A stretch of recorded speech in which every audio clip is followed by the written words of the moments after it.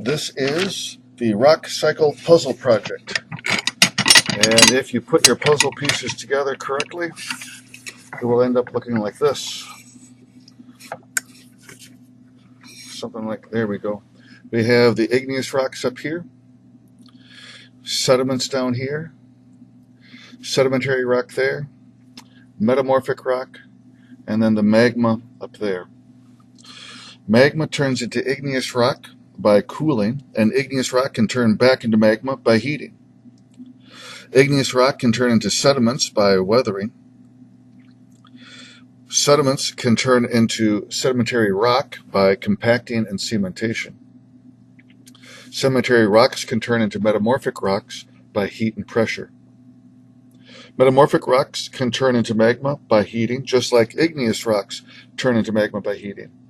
And for that matter, we can even turn sedimentary rocks into magma by heating, if you heat it up enough. Igneous rocks can turn into metamorphic rocks by heating and pressure as well. So, your questions: what is weathering? Weathering is when igneous rocks or metamorphic rocks experience wind, rain, other kinds of forces that cause them to break into little pieces called sediments. For number two, for an igneous rock to turn into a sedimentary rock, what two processes have to happen and in which order? So here's igneous rock. Here's sedimentary rock down there. We don't have an arrow going directly from igneous to sedimentary.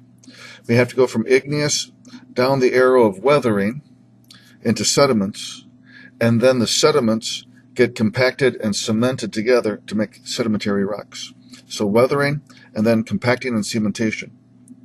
Number three, for a metamorphic rock to turn into a sedimentary rock, what two processes have to happen and in which order?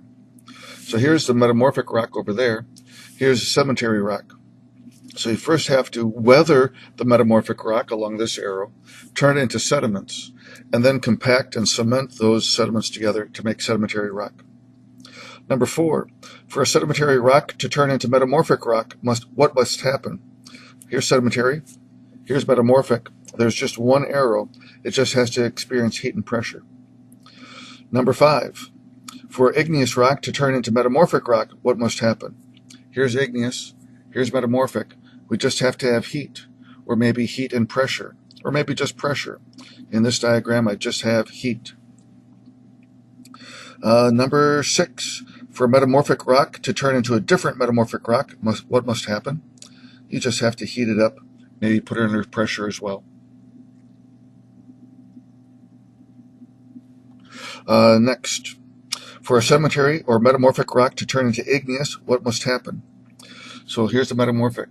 You have to first turn it into magma by extreme heat and melting, and then cool it down into an igneous rock. Number eight, what parts could be affected by water? The weathering is greatly affected by water. Water is indeed one of the reasons why things weather. The cooling of magma, forming an igneous rock, can be affected by water. If the magma happens underwater, under oceans or stuff like that, it will make a different kind of igneous rock. And that's the end of this project.